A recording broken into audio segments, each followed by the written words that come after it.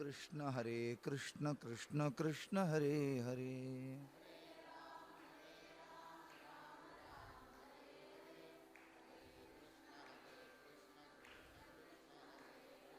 हरे राम राम राम हरे हरे, हरे कृष्ण कृष्ण कृष्ण हरे हरे।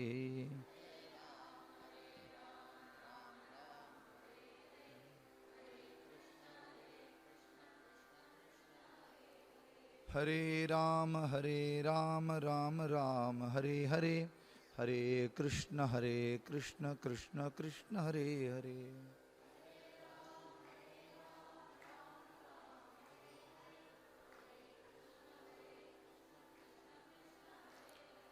हरे राम राम राम हरे हरे, हरे कृष्ण कृष्ण कृष्ण हरे हरे।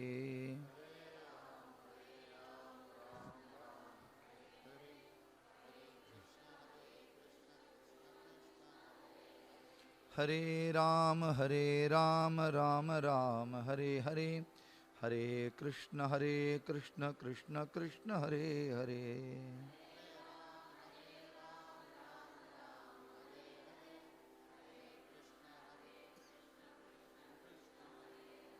हरे राम राम हरे हरे, हरे कृष्ण कृष्ण कृष्ण हरे हरे।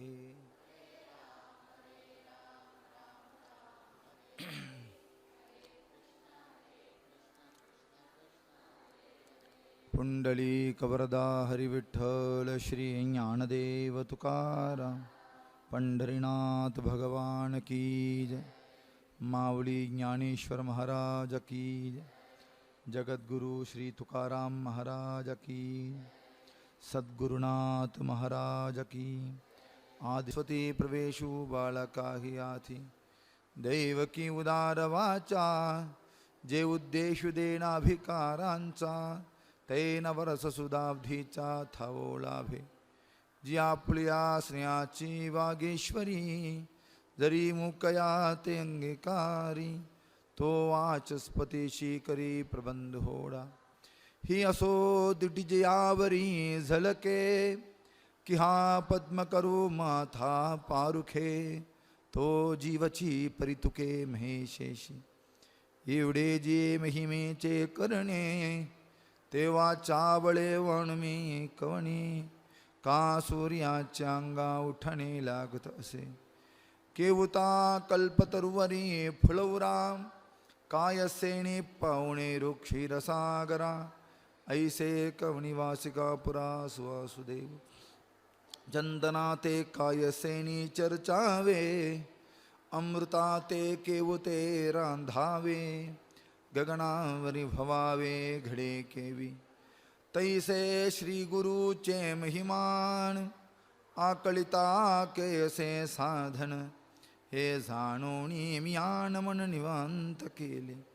जरी प्रज्ञेचे नियाथिलेपणे, श्री गुरु सामर्थ्या रूप करुहणे, तरी मोतियासी भिंग देणे तैसे होईल।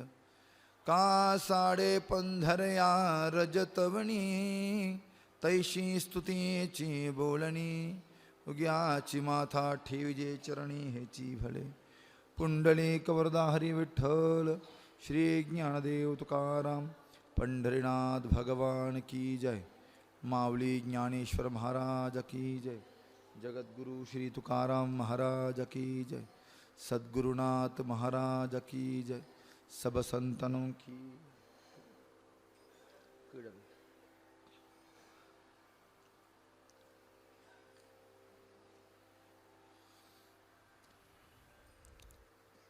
संत श्रेष्ठ விஸ்வமாவளி ஞானேஸ்வர மகாராஜுடைய பரம அனுகிரகத்தினாலும் ஆச்சாரியருடைய அனுகிரகத்தினாலும் சத்சங்கத்தை அனுபவிக்கிறோம்.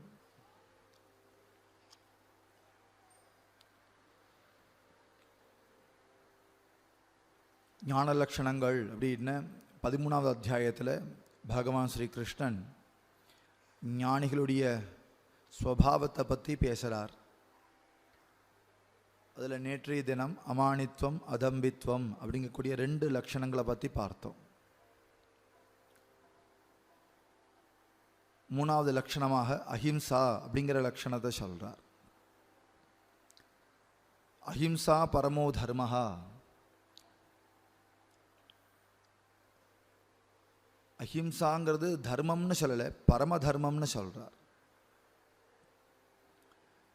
ஏன்னா தர்மமான விஷயங்களில் ஹிம்சிக்கக்கூடிய விஷயங்களும் தர்மமாக இருக்கலாம். ஒரு டாக்டர் ஆப்ரேஷன் பண்ணுறது கூட ஹிம்சை தான். ஆனால் அது ஆப்ரேஷன் பாப்பம்னு சொல்ல முடியாது. வயத்தை நறுக்கிறாளே, பல்ல பிடுங்குறாளே அப்படின்னு சொல்ல முடியாது. அது ஹிம்சிச்சாலும் கூட அது அஹிம்சையுடைய நோக்கில் தான் அந்த ஹிம்சையே இருக்குது. அப்படிங்கிறனால அதுவும் தர்மம்னு சொல்கிறோம். ஆனால் பரமோ தர்மங்கிறது வேறு. அது ஞானிகளுக்கே பொருந்தும். ஞானேஸ்வர் மகாராஜ் அந்த ஞானிகளுக்கு பொருந்தக்கூடியதான அந்த பரம தர்மமான அஹிம்சையை பற்றி இங்கே சொல்கிறார். மாம்சம் சாப்பிடாத, இன்னொருத்தனை புண்படுத்துகிற மாதிரி பேசாதே, இன்னொருத்தனை அடிக்காதே, பர தேசத்தை ஆக்கிரமணம் பண்ணாதே, அப்படிங்கிற தர்மங்கள்லாம் சாமானிய தர்மமான அஹிம்சை தர்மம். மாவுலி சொல்றது பரமமான அஹிம்சா தர்மம். அது ஞானிகளுக்கே உரித்தான அஹிம்சா தர்மம். க்ஷத்ரிய தர்மம் கூட ஹிம்ச வழியான அஹிம்சா தர்மம் தான். ஏன் போலீஸு திருடனை ஜெயிலில் போட்டு அடிக்கிறா? லோகம் சேமமாக இருக்கணுங்கிறதுக்காக. ஏன் தீவிரவாதிகளை மிலிட்ரி சுடுறா? லோகாங்ஷேமத்துக்காக. இது சாமானியமான தர்மம். அதையும் அஹிம்சையில் சேர்த்துக்கலாம். ஆனால் ஞானிகளுடைய அஹிம்சை வேற மாதிரி இருக்கு. ஆதிசங்கர பகவத்பாதால் அஹிம்சம் பிராணினாம் அபீடனம் அப்படின்னு பாஷ்யம் பண்றார். பிராணினாம் அபீடனம், அவர் மனுஷியானாம்னு சொல்லலை. எது எதுக்கெல்லாம் ஜீவன் இருக்கோ அது எதையுமே பீடனம் பண்ணாதே, அதுதான் அஹிம்சை. இது ஞான லட்சணம். ஒரு கொசுவை கூட அடிக்காதேங்கிறார். லோகம் க்ஷேமமா இருக்கணுங்கிறதுக்காக வேண்டி முனிசிபாலிட்டி அடிக்கிறான் கொசு மருந்து. அது வேற, ஞானிகளோடது வேற.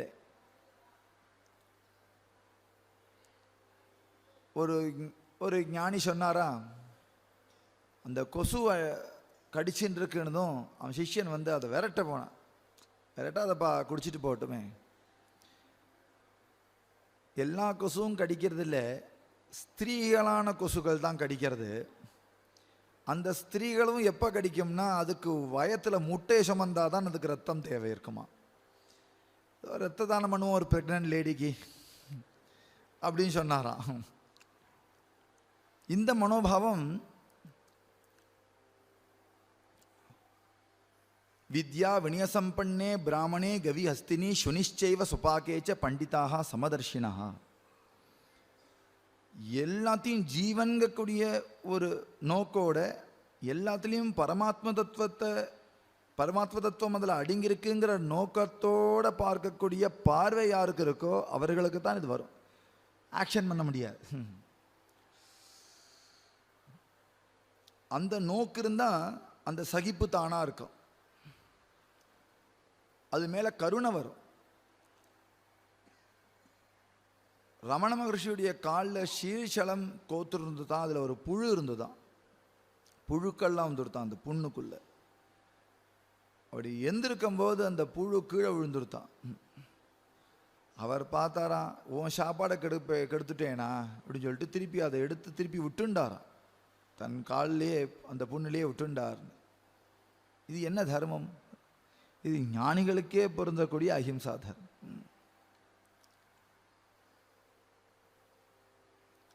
பிராணினாம் அபீடனம். எந்த பிராணிகளையும் இம்சை பண்ணக்கூடாது. இதுக்கு மாவுளி ரொம்ப விஸ்தாரமாக பேசியிருக்கார். நான் அவ்வளோ விஸ்தாரம் பேச போகிறதில்லை. அவர்கள் ஞானேஸ்வர மகாராஜ் எப்படி பேசியிருக்காருன்னா, நிறைய பேர் எதை அஹிம்சையை சொல்கிறா, ஆனால் கீதையில் பகவான் எதை அஹிம்சையை சொல்கிறார் அப்படின்னு மற்றவர்கள் சொல்லக்கூடிய அஹிம்சையையும் காட்டி தன்னுடைய அஹிம்சை எது அப்படின்னு நிர்தாரம் பண்ணுறார்.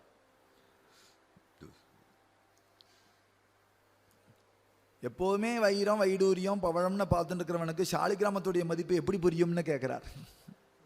எல்லாம் கல்லு தான், இது சாலிகிராமப்பா.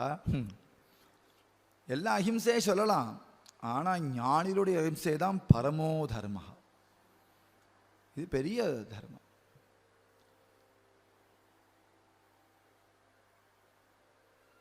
மற்றவருடைய அஹிம்சை எப்படி இருக்குன்னா பார்ஷியலாக இருக்குங்கிறார். ஒரு பார்ஷியலாக இருக்கு. வெளிநாடுகள்லாம் போனோம்னா குதிரையை அவ்வளோ கவனிப்பா, நாயை அவ்வளோ கவனிப்பா, ஆனால் மாடை வெட்டி சாப்பிடுவா. என்ன அஹிம்சையா? என்ன அஹிம்சை?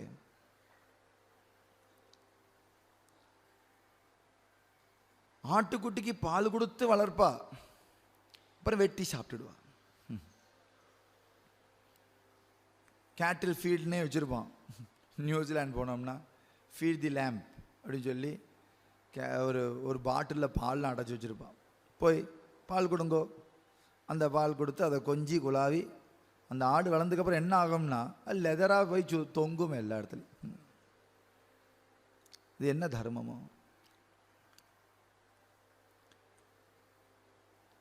எல்லாரையும் மதிக்கணும், எல்லாரும் வாழணும்னு ஆசைப்படுவா. ஆனால் அவள் அப்பா அம்மாவை காப்பாற்றணுங்கிற தர்மம் ஃபாரின்ல கிடையாது.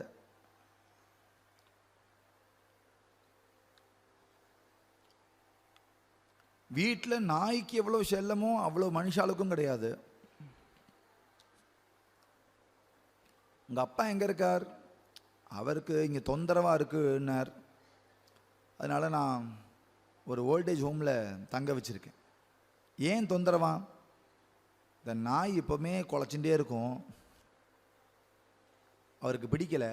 நாயை வீட்டுக்கு தெருவில் அனுப்ப முடியுமா? அவர் சொல்கிறாருன்னு பின்ன அப்பாவை அனுப்பலாம்னு அர்த்தம். இது எது மேலே பிரியம்? இது என்ன இரக்கம்? இது எப்பேற்பட்ட அஹிம்சை? சிரிக்கிற மாதிரி இருக்குங்கிறார் ஞானேஸ்வர மகாராஜ். இந்த அஹிம்சையெல்லாம் பார்த்தா சிரிப்பு வருதுங்கிறார். எது போலங்கிறதுனா,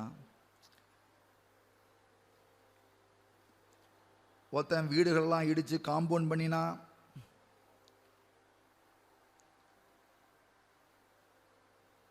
ஒருவன் தலையில் வெயில் அடிக்கக்கூடாதுன்னு உடம்புல இருக்கிற வஸ்திரத்தெல்லாம் அவுது தலையில் கட்டின்றானா, ஒருத்தன் கோசாலைக்கு பணம் இல்லைன்னு மாடுகள்லாம் விற்று கோசாலை கட்டினானாம். ஒருத்தனுக்கு தலை தொங்குறதே சொல்லிட்டு அவன் காலை வெட்டி தலைக்கு வச்சானாம். மரம் மேயக்கூடாது சொல்லிட்டு மரத்தை வெட்டி வேலி போட்டானாம், அதே மரத்தையே வெட்டி. இதெல்லாம் சிரிக்கப்பவர் இல்லையா? அப்படிதான் இவளுடைய அஹிம்சா தர்மங்கள்லாம் இருக்கு. இவா யார் நமக்கு தயை சொல்லி கொடுக்கறதுக்கு? இவா யார் நமக்கு ஹியூமன் ரைட்ஸை பற்றி சொல்லிக் கொடுக்கறதுக்கு? இவா யார் நமக்கு ஹியூமனிட்டியை பற்றி சொல்லிக் கொடுக்கறதுக்கு? நம்பாச்சாரியார் சொல்லியிருக்கார், எவ்வளோ சொல்லியிருக்கார். இவா தான் இறக்கத்தை கற்றுக் கொடுக்க வந்தாளா? மதர்னு சொல்றா. மதர்ஹுட யாரு கற்றுக் கொடுத்தா? மதர்ஹுட்டை கற்றுக் கொடுத்துவா நம்பாச்சாரியாள். இவா கற்றுக் கொடுக்குற மதர்ஹுட்லாம் இதே மாதிரி சிரிப்பாக இருக்கு. ஒரு பக்கம் ரொம்ப இறக்கமாக இருக்கும், இன்னொரு பக்கம் வக்ரம் தெரியும். ஒரு பக்கம் இறக்க மாதிரி இருக்கும், இன்னொரு பக்கம் வக்ரம் தெரியும். இதெல்லாம் அஹிம்சை இல்லை. இப்போ சொல்றார் பாருங்க, ஞானிகள் அஹிம்சைனா என்ன?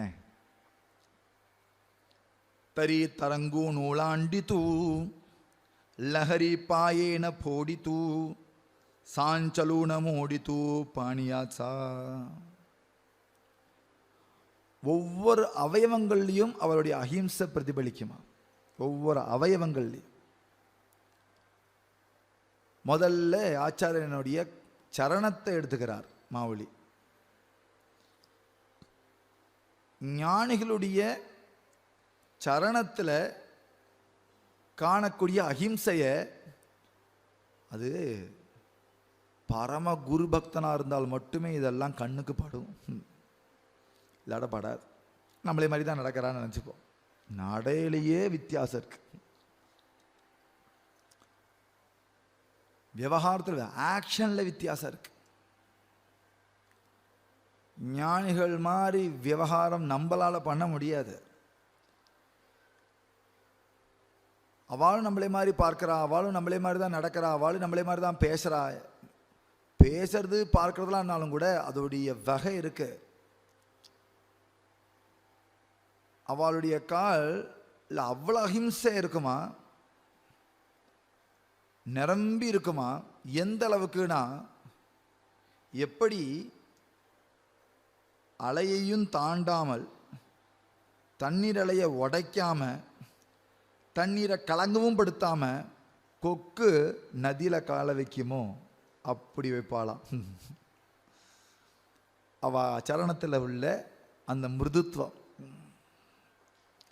தட்ட தட்டாங்க, அவ அவ்வளவு மிருதுவா இருப்பா.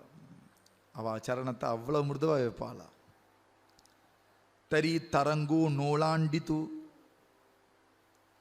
ಲಹರಿ ಪಾಯೇಣ ಪೋಡಿತು ಸಾಂಚಲೂಣ ಮೂಡಿತು ಪಾಣಿಯಾತ್ಸ. ಅದು ಮಾರಿ ಕಾ ಕಮಲಾವರಿ ಭ್ರಮರ ಪಾಯ ಠೇವತಿ ಹಳುವಾರ ಕುಚುಂಬೈಲ ಕೇಸರ ಯಾ ಶಂಕಾ.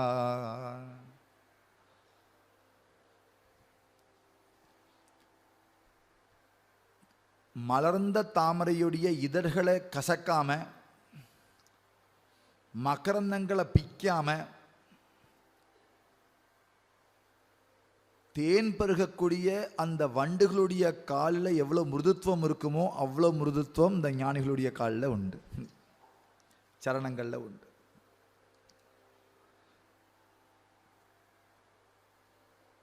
சரணத்தை சொல்றார். ஒரு கால் ஜீவராசிகள்லாம் இருக்கு, இந்த சைடு வருது, இதோ எறும்பு இருக்கு, இந்த பக்கம் ஏதாவது யாரோ படுத்திருக்கா, வேற ஏதோ ஜீவராசிகள் இருக்குன்னா அவளை அப்படி ஈஸியாக அப்படி தாண்டிட முடியாதா மனசுனால. அவ்வளவு சிரமப்படுவாள் அந்த ஜீவராசிகளுக்கு. திடீர்னு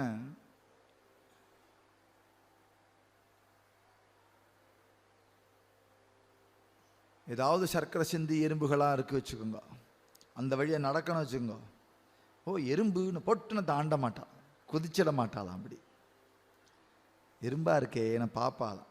எந்த பக்கம் போனால் எறும்புக்கும் தொந்தரவு இல்லாமல் பயம் இல்லாமல் நாம் அதை தாண்ட முடியுமோ அப்படி தாண்டுவாளாம். ஏன் தாண்டறதுக்கு சக்தி இல்லையானா? சக்தி கிடையாதான் அவளுக்கு. கைவல்யாச்ச அதிகாரியாக இருந்தாலும் கூட தாண்டறதுக்கு சக்தி கிடையாது.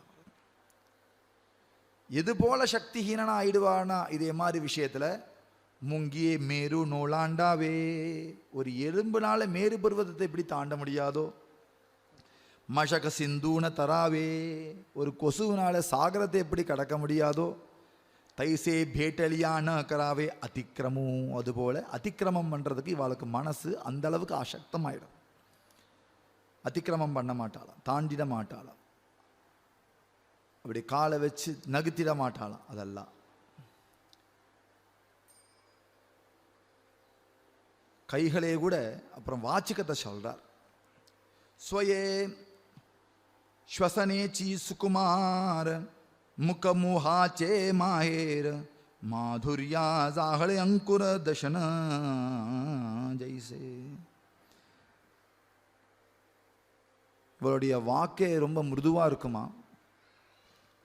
அவளுடைய மூச்சு காற்று மலைய மாறுத்த மாதிரி இருக்குமா.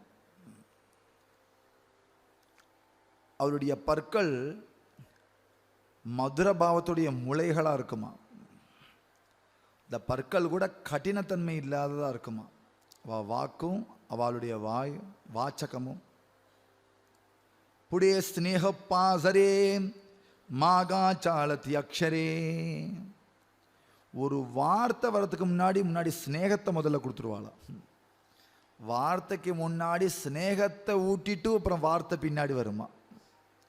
ஞானருடைய அக்ஷரம் வாக்கு. சப்த பாட்டியவதரே கிருப்பா ஆதி. சப்தம் பின்னாடி வரும், கிருப்பை முன்னாடி வரும். சப்தம் பின்னாடி தான் வரப்போகிறது, முதல்ல கிருப்பை முன்னாடி வருமா. அவருடைய வாக்குடைய மாதுரியம். நீங்கள்லாம் ஞானிகளை தரிசனம் பண்ணியிருந்தா இதை அனுபவிக்கலாம். இப்படி ஞானிகளை தரிசனம் பண்ணுறதும் இல்லை, ஞானிகளை அனுபவிக்கிற விதம் இருக்கு.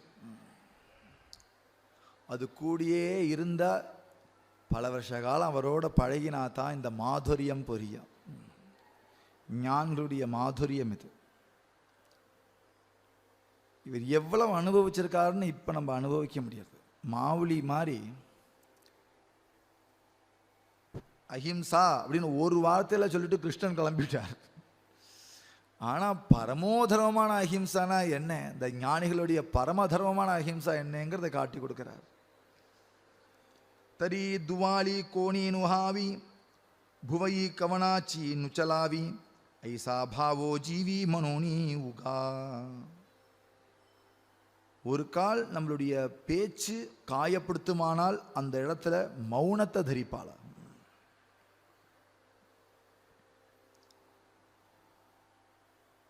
ஒரு கால் சில நேரங்களில்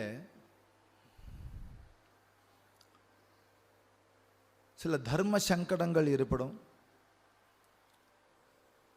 அது செய்யக்கூடாததை அவர்கள் செய்வார்களாக இருக்கலாம், பேசக்கூடாததை பேசுவார்களாக இருக்கலாம். ஒரு கால் அதை பேசக்கூடாதுன்னு நாம் ரொம்ப அதை சொன்னாலே அவன் மனசுக்கு கஷ்டப்படும் அப்படின்னா தர்மத்தை சொல்கிறதுல தைரியம். குருஹா தைரியாச்சா டோங்கரங்கிறார்.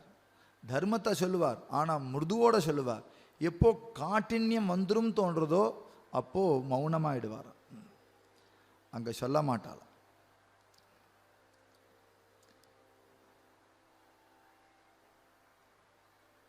தரி சந்திரபிம்பௌனி தாரா. அவர்களுடைய பார்வை நிகதா நவேதி கோச்சரா பரி ஏகசரே சகோரா நிகதி தோந்தே. அவருடைய பார்வை எப்படி இருக்கும், அந்த பார்வையை அனுபவிக்கிறதுக்கு நம்ம சக்கோரமானோம், அப்போதான் அது சந்திரங்கிறது புரியும். கூழாங்களுக்கு தெரியுமா சந்திரனுடைய மகிமை? அது சந்திரகாந்த கல்கிட்ட கேட்கணும், உருகி விடும். கூழாங்கல் வெயில் அடித்தாலும் அப்படியே உட்காந்துருக்கும், மழை அடித்தாலும் அப்படியே உட்காந்துருக்கும், சந்திரன் வந்தாலும் அப்படியே இருக்கும், சூரியன் வந்தாலும் அப்படியே இருக்கும். சக்கோரம் டே சந்திரனையே பார்த்துன்னு இருக்குமா. சந்திர பிம்பௌனி தாரா. எதனாலனா அதில் அவ்வளவு மிருதுத்தன்மை, அவ்வளவு காருண்யம், அவ்வளவு ஹிதம், அவ்வளவு சீத்தலம். குருவுடைய பார்வையும் அப்படித்தானா, ரொம்ப சீத்தலமாக இருக்குமா, காருண்யத்தோடு இருக்குமா.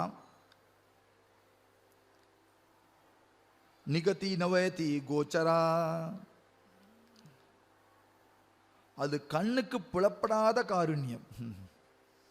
எங்கேருந்து வருதுன்னா அது கண்கள்ல இருந்தே வருது. எந்த கண்கள்? சந்திர கண்கள்ல இருந்து. சந்திரன் கண்கள், சந்திரன் போன்ற கண்களிலிருந்து வரக்கூடிய சந்திரபிம்பமாக வரக்கூடிய காருண்யத்தை அனுபவிக்கிறதுக்கு சக்கோர பக்ஷி மாதிரி சிஷ்யன் இருக்கலாம். அப்போதான் அவளுடைய மிருதுத்தன்மை புரியும். அவ்வளோ மிருதுவாக இருக்குமா அவள் பார்வை. பசுவை பார்த்தால்னா தெரியும். பசு, தேச பசு இருக்கு இல்லையா, நம்ம நாட்டு பசு, அது கண்கள் அவ்வளவு மிருதுவாக இருக்கு. பார்த்துட்டே இருக்கணும்னு தோணும், அவ்வளோ அழகாக இருக்கு. பார்த்தாலே அழகாக இருக்கு. இப்படி திரும்பினா அழகாக இருக்கு. இப்படி இப்படி எம்பி பார்க்கும். அப்படி பார்த்தா அழகாக இருக்கு. அது பழகி இருக்கணுங்கிறதே இல்லை, அந்த கண்களுக்கே உரித்தான ஒருவர். நாய்கள்லாம் சில பேர்கிட்ட மௌனமாக இருக்கும், சில பேர்கிட்ட காட்டண்யம் காமிக்கும், ஸ்வானங்கள்லாம். ஆனால் பசுமாடு யாரை பார்த்தாலும் அப்படி தான் பார்க்க தெரியாது. ஏன்னா அந்த காருண்யம் அதோடைய ஸ்வபாவம். அதுபோல ஞானிகளுக்கு காருண்யம் ஸ்வபாவம். அவள் கண்களில் காருண்யம் மாத்திரமே இருக்குங்கிறார். அந்த காருண்யத்தை குடிச்சு குடிச்சு நமக்கு தொந்தி வந்துருமா, நிகத்தி தொந்தே, நம்ம புஷ்டியாக இருப்போமா அப்படின்னு அர்த்தம். யார் ஞானிகளுடைய காருண்யத்தை அனுபவிச்சாலோ அவள் புஷ்டியாக இருப்பாள், எதுக்கும் வருத்தப்பட மாட்டான். மனோனி காஹி நாஹி சிந்தா துச்சி அமுச்சா மாதா பிதா பகினி பந்து ஆணி சூழத்தா ஆணிக்க கோத்தா மஜாயி சர்வாठाई மனோனி காஹி நாஹி சிந்தா. கவலையே கிடையாது. அந்த சாநித்தியம் கவலையெல்லாம் மறக்கடிச்சு விடுவான் அவருடைய காருண்யம். தைசே பிராணியாசி ஹோயே ஜரீதோ கஹிவாசு பாஹே தயா அவலோகனாச்சி சோயே கூர்மஹி நீனே. அவருடைய பார்வை எந்த அளவுக்கு சக்தி இருக்கும்னா, ஒரு ஆண்மையுடைய பார்வை எந்த அளவுக்கு சக்தியானதா இருக்கு, ஒரு மீனுடைய பார்வை எந்த அளவுக்கு சக்தியா இருக்கு. தன் குழந்தைகளை பார்வையினாலே வளர்த்துடுமா. மீனும் ஆமையும் பார்வையினாலே வளர்க்குமா. மீனாட்சி அப்படின்னு சொல்றா இல்லையா, அக்ஷம்னா கண்ணு. மீனை போன்ற கண்களை உடையவள்னு அம்பாளுக்கு ஏன் பேரு, நான் தன் பார்வையினாலே வளர்த்துடுவாளாம். அதுபோல குருநாதரும் அந்த காருண்யத்தை பார்வையினாலேயே கொடுத்து கொடுத்து நம்ம மீன் குஞ்சுகளான நமக்கு புஷ்டி கொடுப்பார்கள். அந்த அளவுக்கு அவர் அந்த கண்களில் அஹிம்சா தர்மம். ஆசுடையில வாரா நக்கலாகேல அம்பரா ஏ புத்தி கரா சலோ நேதி. அவருடைய கைகளில் இருக்கக்கூடிய அஹிம்சா தர்மம். கையை வேகமாக வீச மாட்டாளாம். எங்க அம்பரத்துக்கு ஸ்கிராச், அம்பரத்தில் ஆகாசத்தில் ஸ்கிராச் வந்துருமோன்னு பயப்படுவா. ஆகாசத்துக்கு ஸ்கிராச் வந்துருமோ. நான் மாவலி சொல்றது, நக்கலாகேல அம்பரா, எங்க நகம்பட்டு ஆகாசத்துக்கு வலி வந்துடுமோ, கீரல் வந்துடுமோ அப்படின்னு பயம் வருமா. அந்த அளவுக்கு தான் கை அசைப்பாளா. இதெல்லாம் பிராக்டிஸ் பண்ணி வருமா சொல்லுங்க. இதெல்லாம் ஞானம் உள்ள இருந்தா இதோட வெளிப்பாடு. இதெல்லாம் அதோடைய வெளிப்பாடு. ஏ புத்தி கரா சலோ நேதி. அதனால கையவே மிருதுவாக தான் அசைப்பாளாம். தே தே அங்காவரியில உடவாவி காடோளா அரிகத்தே ஜாடாவி பசுபக்ஷாதாவாவி திராசமுத்ரா. நம்மளுடைய உடம்போட அசைவினாலேயோ கையினுடைய அசைவினாலேயோ எந்த பிராணிகளுக்கும் பயம் உண்டாகாதபடி உள்ள அசைவா இருக்குமா. ஒரு நாய் படுத்துன்னு இருக்கே, அந்த இடம் போகிறோம், கிட்ட போகும்போது நாய் அப்படி பயப்படுறது இல்லையா, இது ஹிம்சையா அவளுக்கு. பயப்படக்கூடாது. அந்த நாய்க்கு கூட சாந்தத்தை ஏற்படுத்திண்டு அவளுடைய அசைவு இருக்குமா. எந்த வேகத்தில் போனால் நாய் கூட பிராணிகள் கூட பயப்படாமல் இருக்கும். அங்கே போனால் ஈ பயந்துடும் அப்படின்னா இங்கே இருக்கும், முள்ளதான் கரு. அந்த அளவுக்கு ஞானிகளுடைய அஹிம்சை இருக்கு. அவளுடைய கைகள் அந்த அளவுக்கு தான் அசையும்.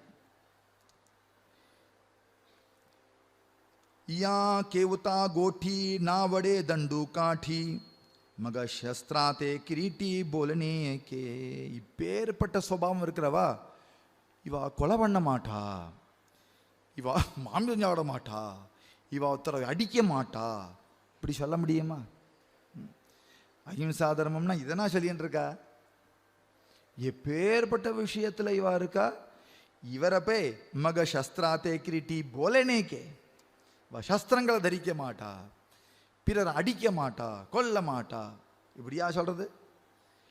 ஞானிகளை புகழறதும் ஞானிகள்கிட்ட இருந்து தான் படிச்சுக்கணும். சும்மா இவர் யாருன்னா அப்படின்னு எல்லாரும் மைக்க பிடிச்சி பேச முடியாது. நம்ம பேசினா இப்படி தான் இருக்கா. பேர்பட்ட அஹிம்சையில் இருக்கிறவா. ஒரு கால் வா கை வேகமாக அசையும் ஒரு காலம் வருமானால் அது எதுக்காக இருக்கும்னா பெரியவர்களை நமஸ்கரிக்கிறதுக்காக இருக்குங்கிறார் மாவுலி. தவ கரணையாச்சி அபாவோ தரி ஐசாஹி படே பிரஸ்தாவோ தரி ஹாத்தா ஹாச்சி சராவோ தே சூழத்ததி. வந்தாருன்னா படார்னு விழுந்துடுவாளா, ஓடி போய் வரவேற்பாளா, கையை கூப்பிடுவாளா. அதுக்குத்தான் இவாளுடைய துறை இருக்குமே தவிர மீதி நேரங்களில் இவாளுக்கு கைகள் அவ்வளவு காரிணியத்தோடு செயல்படும். மெத்தவா பயப்படுவாளான்னு பார்த்து பார்த்து செய்யும். கா நா அபிகாரா உச்சலஜே ஹாத்து படிலியா தேயிஜே நா தரி ஆர்த்தா தே ஸ்பர்சிஜே அழுமாளு. இவா கைகளுடைய ஸ்பர்ஷம் இருக்கு இல்லையா, அவ கையினால் நம்மளை தொட்டு தடவிட்டா, முதுக 2 தடவி கொடுத்த அப்படி தொட்டா அப்படின்னா ஒரு மலையாளம் வந்தாலும் அந்த காத்து கூட ஹார்ஷா இருக்குமா இவாளுடைய ஸ்பர்ஷத்துடைய மதுரத்தில். இவா அந்த அந்த அவர் தொட்டார் இல்லையா, நம்ம முதுக தொட்டார் இல்லையா, நம்மளை தட்டி கொடுத்தார் இல்லையா, அது அவ்வளவு மிருதுவாக இருந்ததுதான். எந்த அளவுக்கு மிருதுத்தன்மைனா ஜில்னு காத்தடிச்சாலும் மலையாளம் வந்தாலும் அது ஹார்ஷா இருக்குமா இவாள். அந்த அளவுக்கு இது சாஃப்ட் ஆயிடுச்சு. பாவோனி தோ ஸ்பர்ஷு மலையானலு கரபுசு தேனேமானே பசு குரவாள்னலே.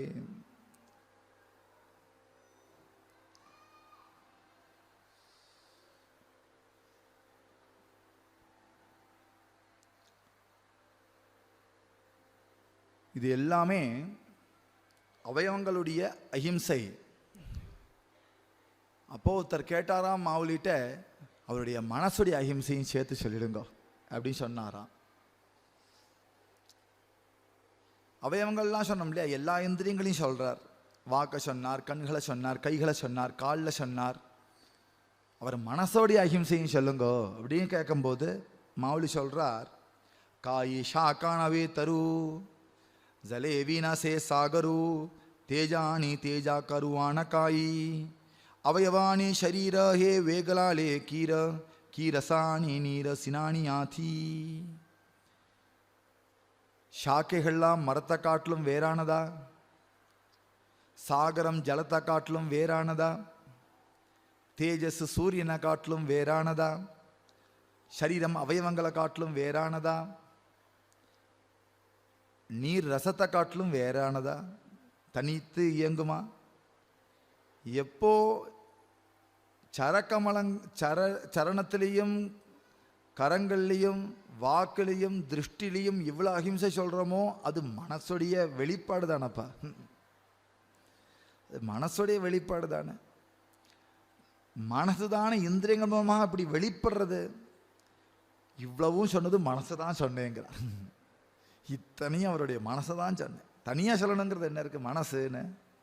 இதெல்லாம் அதோடைய வெளிப்பாடு தான். அப்பேற்பட்ட அஹிம்சா தர்மத்தில் யாலாகி சாச்சோக்காரே மணி அஹிம்சி தாவத்தோரே பிக்கலி திருத்தியாதரே பூபத்த நிகே. உள்ள பழுத்திருந்தா நீங்கள் மாம்பழத்தை பூட்டி வைக்க முடியுமா? மனம் காட்டி கொடுத்துடாதா?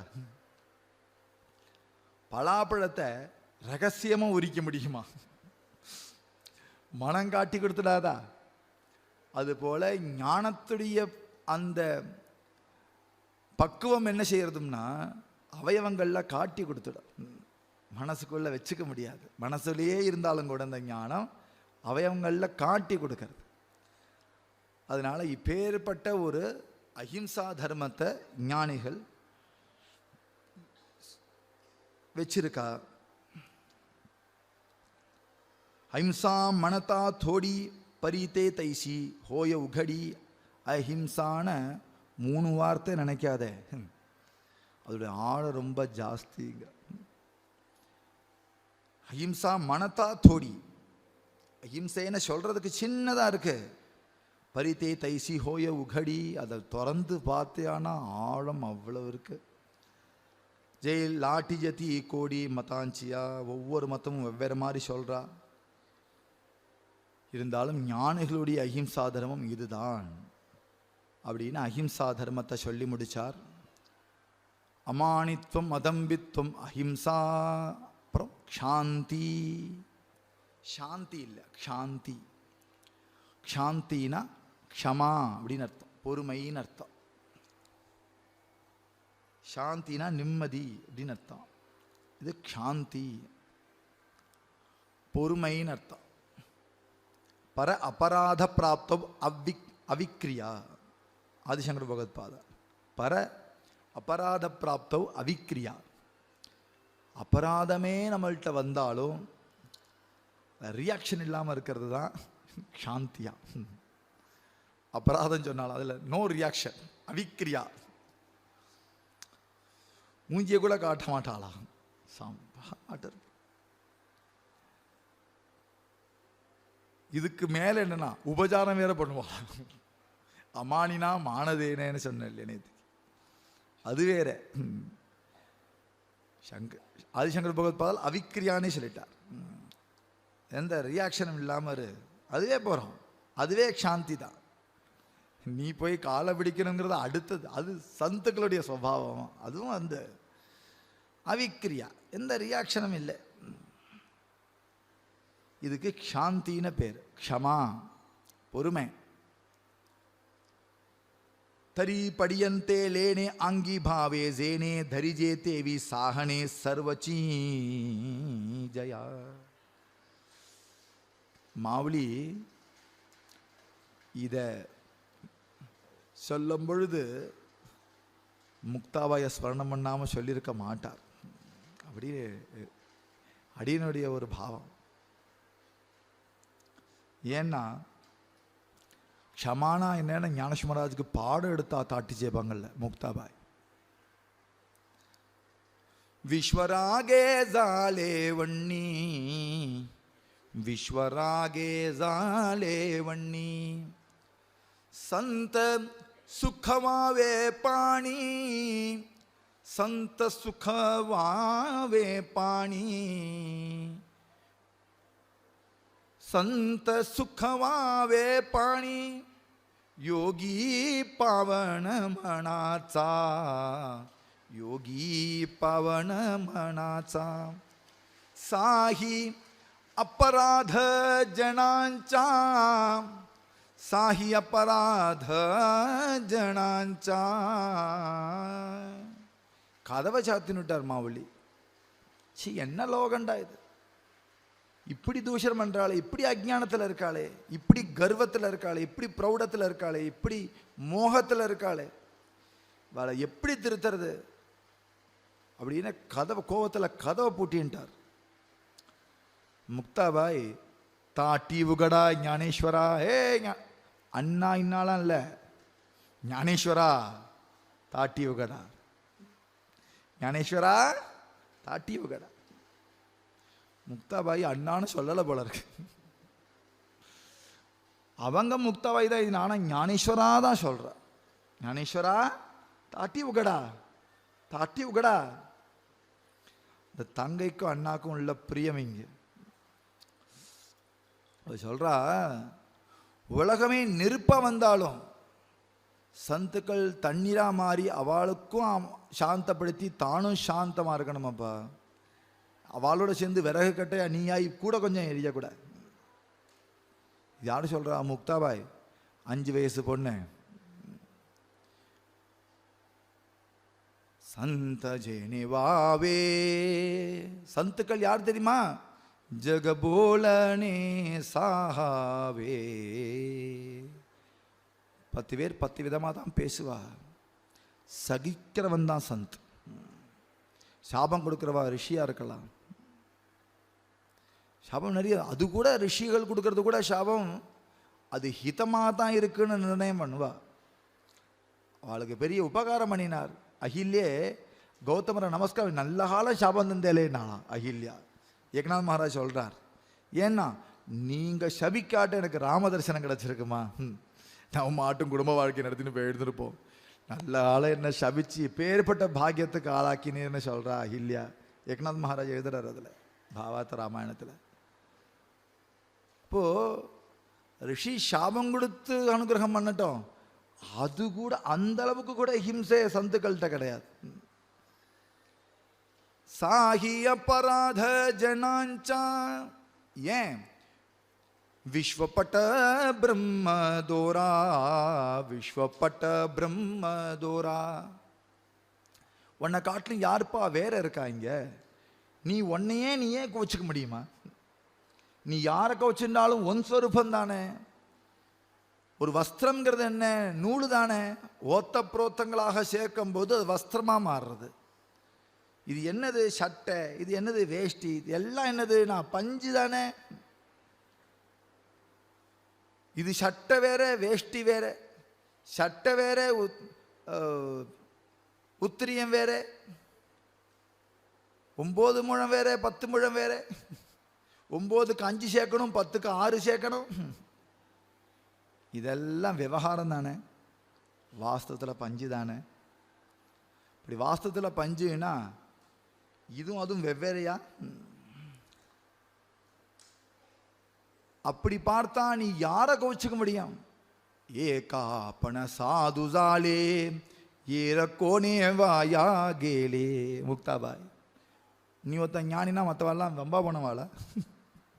நீ தான் ஞானினா மற்றவாள்லாம் வம்பா போனவான்னு நினைக்கிறியா? ஏரக்கோனே வாயா கேலே.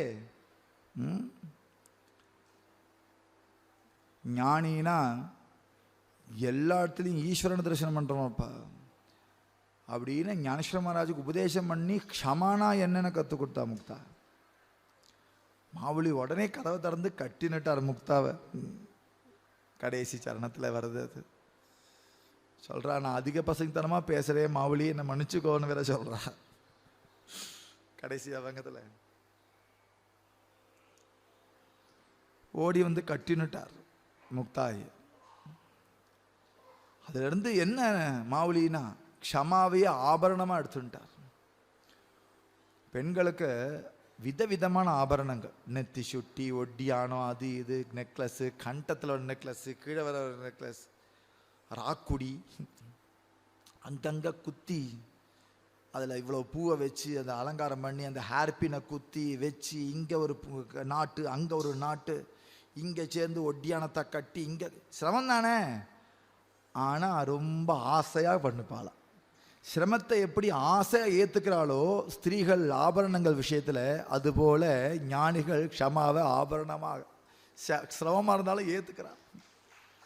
என்ன ஒரு மாவழியோடைய உதாரணம் இந்த க்ஷமாவை பற்றி.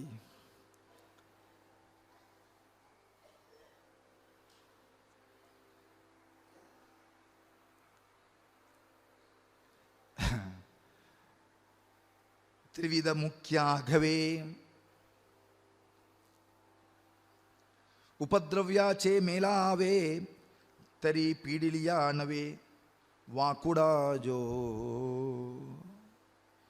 வெளியிலிருந்து வந்த பீடை இல்லை, திரிவித தாப்பங்கள்னால கூட பீடை ஏற்படும். ஆதி பௌத்திகம், அத்தியாத்மிகம், ஆதி தெய்வீகம் கூடிய திரிவித தாப்பங்களும் பீடை வரும் இல்லையா. அதை கூட அப்படி ஏற்றுப்பாள, சந்தோஷமா ஏற்றுப்பாள.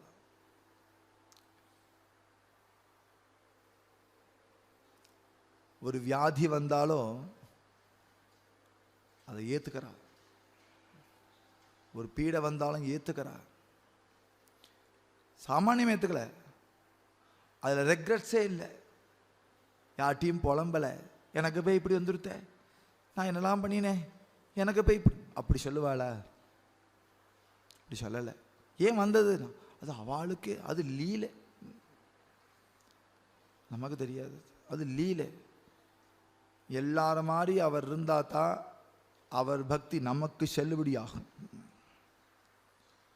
எல்லார மாதிரி அவர் இல்லையானால், அவர் பெரியவர்ப்பா, அவருக்கெல்லாம் அவர் பக்தி பண்ணுறான்னா அவர் அவதாரம் அப்படி பண்ணார், நமக்கெல்லாம் முடியுமா அப்படின்னு நாம் அந்த மார்க்கத்தில் பின்பற்றாமல் போயிட்டா என்ன செய்யறது?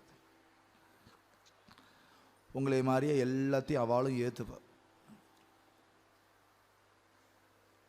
திரிவித தாப்பங்களே வந்தாலும், உபதிரவியாச்சே மேலாவே மூணு ஒன்று சேர்ந்து வந்தாலும், வரி படிலியா நவே வாக்குடாஜோ மூஞ்சி சுழிக்க மாட்டாளாம், ஆனந்தமாக ஏற்றுக்கிறாளாம். அந்த அளவுக்கு க்ஷமா இருக்கு.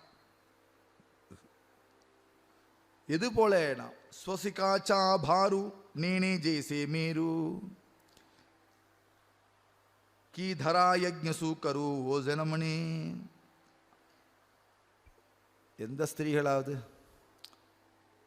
எவ்வளோ வெயிட்டு முடி தன்னால் தூக்கிகிட்டே இருக்கேன், போருன்னு இருக்கு அப்படின்னு நினைக்க மாட்டா இல்லையா? இவ்வளோ முடியும் தூக்கிக்கிறாளே, ஆசையாதான தூக்கிக்கிறான். கசகசன்னு இருந்தாலும் பசபசன்னு இருந்தாலும் சிக்கு வந்தாலும் பேன் புழுத்தாலும் மாறி மாறி என்னத்தையாவது ரிப்பேர் பண்ணிக்கிறோமே தவிர மொட்டை அடிச்சுட்டு இல்லையே. ஆசையா இருக்கு இல்லையா? அதுபோல அவ என்ன உபத்திரவம் வந்தாலும் அது சகிச்சுண்டு ஆசையா எடுத்துப்பாள். மேரு தன் சிகரத்தை என்னைக்காவது பாரம் சொல்லியிருக்கா? யஜ்ஞவராக என்னைக்காவது பூமாதேவிய பாரம்னு சொல்லியிருக்காரா? நானா சராச்சர பூதி தாட்டனி நவேக்ஷிதி நான் தைசா நானா துவந்தி பிராப்தி காமே சேனா. எவ்வளோ ஜீவராசிகள் உட்கார்ந்து இருக்கோம், இந்த பூமி என்ன பாரம் நினைச்சதா? ஏ உனி ஜலாச்சே லாட்ட, எத்தனை நதிகள்லாம் சாகரத்துக்கு உள்ள வந்து சேர்றது, சாகரத்துக்கு என்னைக்காவது அது பாரம் நினைச்சதா? நதிகள்லாம் வந்து சேர்றத. அதுபோல லோகத்துடைய அபச்சாரத்தை பாரம்னு நினைக்க மாட்டா, சிஷ்யால பாரம்னு நினைக்க மாட்டா. பாண்டங்கன்ட்ட பிரார்த்திக்கிறார் துக்கார மகாராஜ். யாச்சகாஞ்சா भार घेऊन ये रजार मजभी का काही देवा प्रेम भातुके पाठवा. நான் ஏதோ பாரம் நினச்சிடாத பாவம், திரிலோக நாயக்கனா இருக்க, நான் ஒரு பாரம் உனக்கு. அண்ட சராச்சரங்கள்லாம் உன்னுடைய ரோமத்துடைய நுனியில் இருக்குங்கிறா, நான் ஒரு பாரமா உனக்கு? உனக்கு எப்படி நான் பாரமாக மாட்டேன் இல்லையா? அதுபோல ஞானிகளுக்கும் லோக்கம் பாரமாகவே கிடையாது. போரும் இந்த பூதலத்தில் வாழ்ந்தது கலவி இவாளோட வாழ்ந்து வட்டுது போகிறோம் அப்படின்னு ஒரு காலமும் நினைக்க மாட்டார்கள் ஞானிகள். அபச்சாரம் இருந்தாலும், அவளுக்கு ஹிதமான வாக்கியத்தை சரியாக அவள்கிட்ட பேச தெரியாதவா அவள்கிட்ட பேசினாலும், அவளுக்கு உபச்சாரம் நினச்சி நிறுத்தி அது அபச்சாரத்தை பண்ணிட்டாலும், எப்படி வாக்குடிய முன்ன பின்ன குழந்தைத்தனமாக நடந்துட்டாலும் நம்ம அபச்சாரத்தை எல்லாத்தையும் சகிச்சுண்டு சந்தோஷமாக, அதான் சந்தோஷம்தான் முக்கியம். ரொம்ப படுத்துறா, தாங்கின்னு இருக்கேன் சொல்லிட்டேன். பொறுமைக்கும் எல்லை இருக்கு. தாங்கின்னு அப்படி சொன்னா என்னைக்காவது வெடிச்சிருந்தா அர்த்தம். அது என்ன தாங்கள்னு கேட்கிறாரு. அது என்ன தாங்கள்? அது பேர் க்ஷமாவா? போஸ்ட்பான் பண்ணியிருக்கேன் உன் கோபத்தை, அவ்வளோதான். அது ஒன்றும் க்ஷமா இல்லை. இன்னைக்கு இல்லை, நாளைக்கு வெடிக்கும். இல்லாட்ட என்னைக்காவது ஒரு நாள் சின்னதில் போய் பெருசாக வெடிக்கும். அது க்ஷமா இல்லை, ஆசையாக தாங்கணும். ஆசையாக தாங்கணும், அதுக்குவே க்ஷமா. இது ஞானிகளுடைய சுபாவமாக சொல்கிறார். சாந்தி, அப்புறம் ஆர்ஜவம் அப்படின்னு சொல்கிறார்.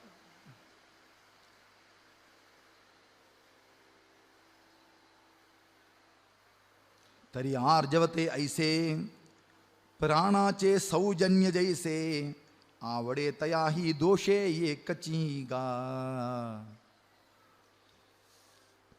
எல்லாட்டையும் சமமான பிரியம் காட்டுறதுக்கு ஆர்ஜவம் அப்படின்னு பேர். எல்லாருக்கும் சமமான பிரியத்தை காட்டு. பார்ஷியல் இல்லாத பிரியம், அதுதான் பிரியம்னே பேர். பிரேமையினால இல்லைன்னா பார்ஷியல் இருந்தால் அது பேர் பாசம்னு பேர். தோடி ஆஷா பாஷ கரிவாச ஹிருதயி, அந்த பாசம். தன் குழந்தை எப்படி பார்க்குறானோ தோச்சி தாச ஆணிக்க தாசி ஜேகாரஞ்சலே காஞ்சலே தியாசி மணி ஜோவா புலே. எல்லாரையும் தன்னுடையவன்னு நினைக்கக்கூடிய பாவம். அயம் நிஜ பரோவேதி கணனா லகுச்சேதசாம் உதாரச்சரிதானாம் து வசுதைவ குடும்பகம். நம்முடையவா எல்லாரும் நம்மளவாளா, லோகமே நம்மளவா. வசுதைவ குடும்பகம் சமதிருஷ்டி, எல்லாட்டி சமமான பிரியம். சமமான பிரியம்னா இங்க ரொம்ப ஸ்தூலமா புரிஞ்சக்கூடாது. புலிக்கு எப்படி உபச்சாரம் பண்ணா பிரியத்தை காட்டணும் அப்படிதான் பண்ணணும். அது பசுமாடு மாதிரி போய் கிட்டக்க போய் கொடுக்க முடியாது.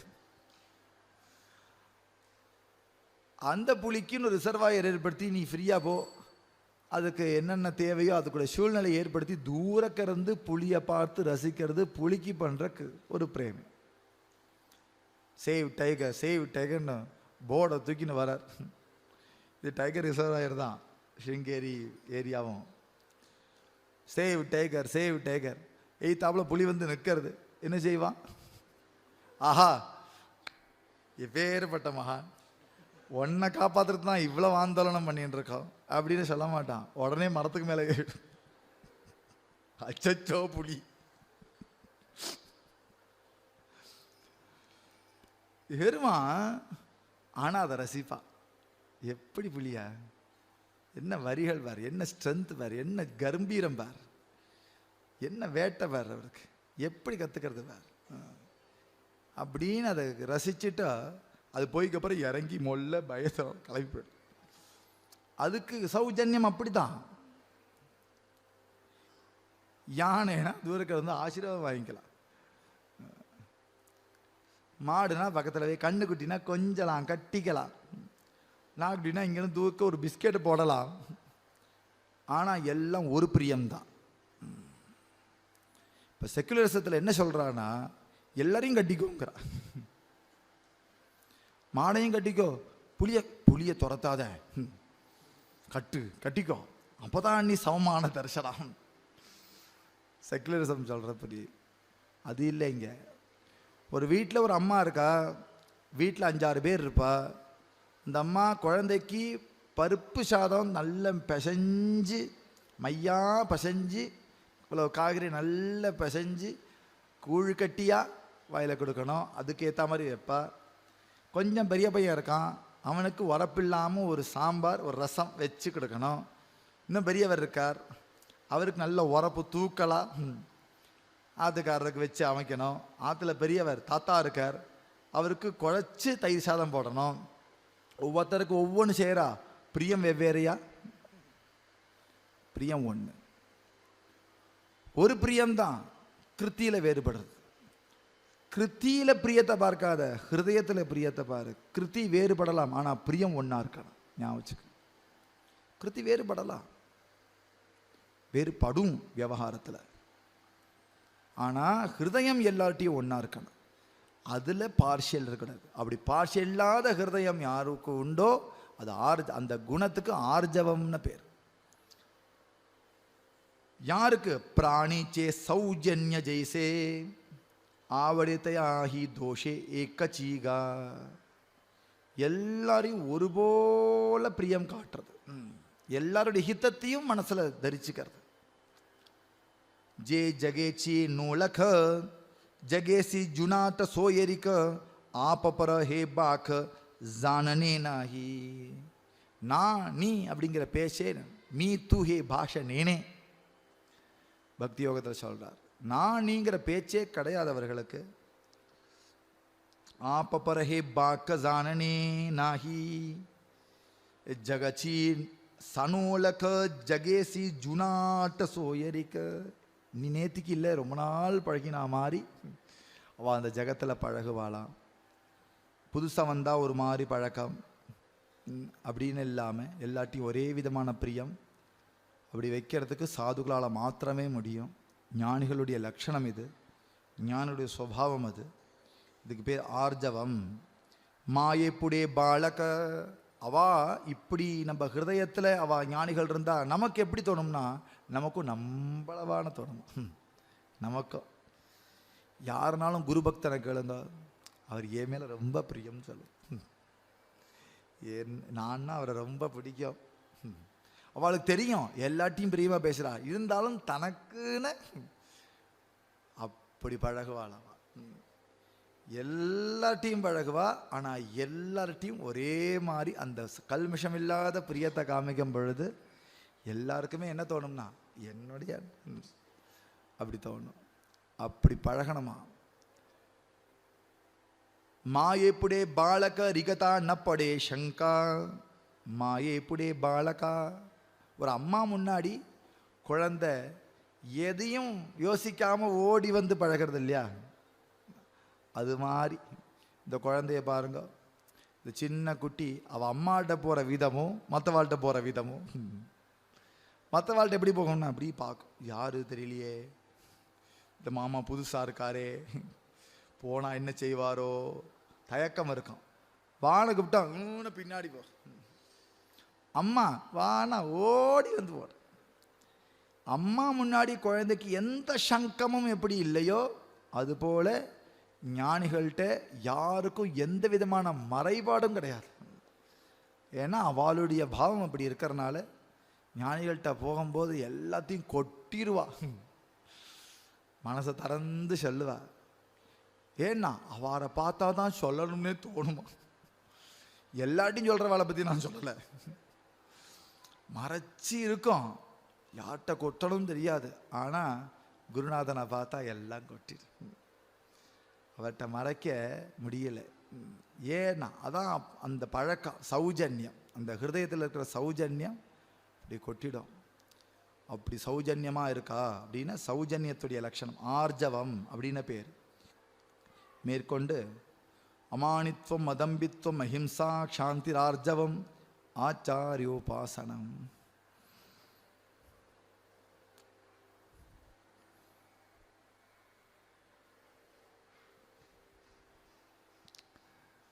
இதுக்கு ஒரு சப்தாகம் போராது,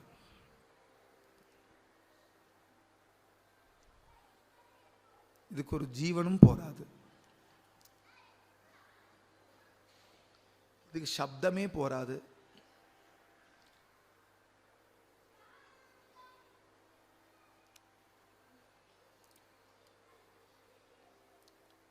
மாவுளி அப்படி கொட்டி தீர்த்திருக்கார் ஆச்சாரியோபாசனத்தில்.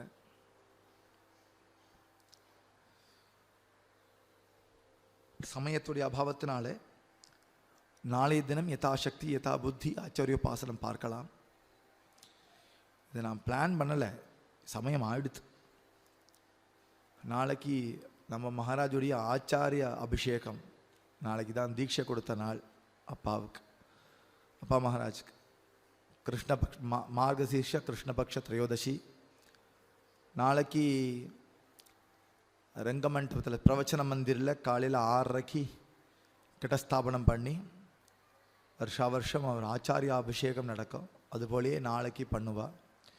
வதிகாலெலாம் சேர்ந்து வேத மந்திரங்களாலே அவர் ஆசீர்வாதம் பண்ணி நாளைக்கு ஸ்ருங்கேரி க்ஷேத்திரத்தில் இந்த ஆச்சாரிய அபிஷேகம் நமக்கு கிடைக்க இருக்கு.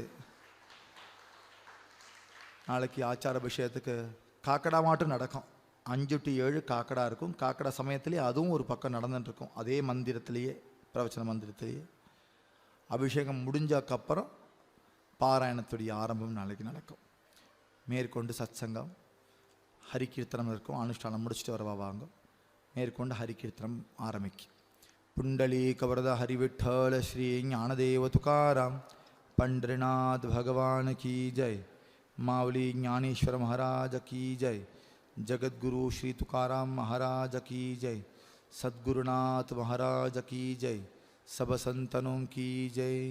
विठ्ठल जय जय विठ्ठल, जय जय विठ्ठल, जय जय विठ्ठल, जय जय विठ्ठल, जय जय विठ्ठल। पुंडलीकवरदा हरि विठ्ठल श्री ज्ञानदेव तुकाराम पंढरीनाथ भगवान की माऊली ज्ञानेश्वर महाराज की, जगद्गुरु श्री तुकाराम महाराज की, सद्गुरुनाथ महाराज की, सब संतनों की जय। रामकृष्ण।